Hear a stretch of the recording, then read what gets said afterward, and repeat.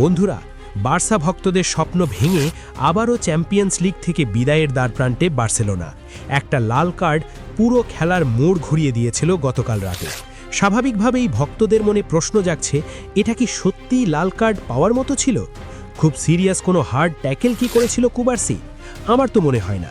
যাই হোক, প্রশ্ন আসতেই পারে, ভিএআর কি সত্যিই বার্সার স্বপ্ন কেড়ে নিল? সাবেক রেফারির চোখে কুবার্সির সেই লাল কার্ডের ব্যাখ্যা কি জানা গেল? চলুন জেনে নিই।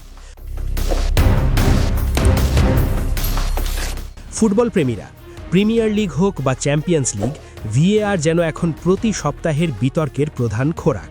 কেউ বলছে এটি ফুটবলকে নষ্ট করছে, কেউ বলছে এটি সঠিক বিচার নিশ্চিত করছে। কিন্তু পর্দার আড়ালে ভিএআর রুমের সিদ্ধান্তগুলো আসলে কিভাবে নেওয়া হয়? আর গতরাতে পাও কুবার্সির সেই লাল কার্ড কি আসলেই সঠিক ছিল? আজ আমাদের সাথে এই আলোচনায় যোগ দিচ্ছেন অ্যান্ডি ডেভিস, যিনি প্রিমিয়ার লিগ ও চ্যাম্পিয়নশিপে 12 বছরেরও বেশি সময় ধরে রেফারির দায়িত্ব পালন করেছেন। চলুন তার চোখ দিয়ে দেখে নিই কালকের সেই অভিশপ্ত 43 থেকে 45 মিনিটের নাটক।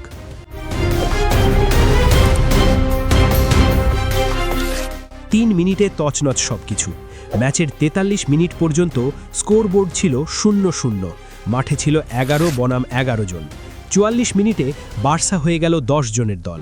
আর 45 মিনিটে জুলিয়ান আলভারেজের সেই অবিশ্বাস্য ফ্রিকিকে আথলেটিকো এগিয়ে গেল 1-0 ব্যবধানে। মুহূর্তের মধ্যে বদলে গেল পুরো ক্যাম্প নূর চিত্রপট। কি ঘটেছিল সেই মুহূর্তে? ঘটনাটি ছিল জুলিয়ানো সিমিওনেকে নিয়ে। তিনি যখন গোল করার জন্য একা ছুটে যাচ্ছিলেন, তখন পাও কুবার্সির পায়ের সাথে তার পা লেগে যায়। সিমিওনে বলা যায় এই সুযোগটাই যেন খুঁজছিলেন। সাথে সাথে মাটিয়ে শুয়ে গড়াগড়ি দিতে থাকেন এমনভাবে যেন কুবার্সি তার পা ভেঙে দিয়েছে।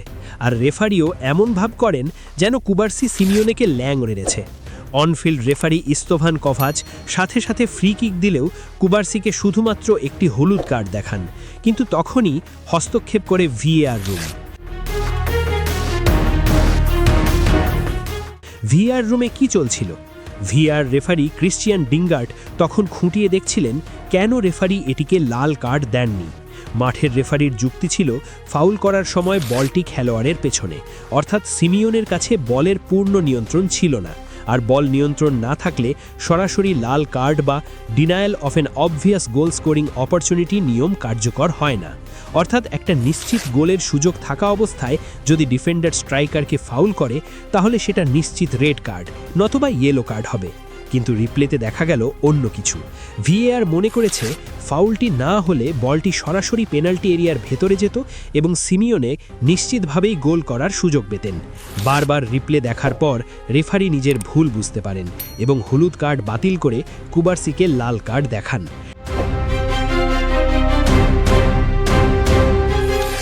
সাবেক রেফারির রায় কি? সিদ্ধান্তটা কি সঠিক নাকি ভুল? সাবেক এলিট রেফারি অ্যান্ডি ডেভিসের মতে এটি একদম সঠিক সিদ্ধান্ত এবং ভিএআরের একটি ইতিবাচক হস্তক্ষেপ। তিনি বলেন, আমি অবাক হয়েছিলাম যে কেন প্রথমে হলুদ কার্ড দেখানো হলো, কারণ এটি লাল কার্ড হওয়ার জন্য সব শর্ত পূরণ করেছিল।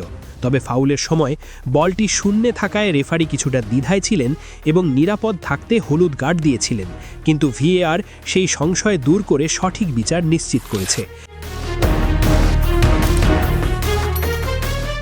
যদিও এই বক্তব্যের সাথে আমি কিছুতেই একমত নই। যখন বল সিমিওনের দিকে পাস দেওয়া হয়, তখন সিমিওনে বলের নাগাল পেতে ছুটছিলেন। কিছুতেই বলের ওপর তার পূর্ণ নিয়ন্ত্রণ ছিল না। যাই হোক, এই 2-0 গোল নিয়ে আথলেটিকো এখন দারুণ স্বস্তিতে। মঙ্গলবার মেট্রোপলিটানো স্টেডিয়ামে ফিরতি লেগ। সেখানে কি 10 জনের সেই ধাক্কা কাটিয়ে বার্সা ঘুরে দাঁড়াতে পারবে?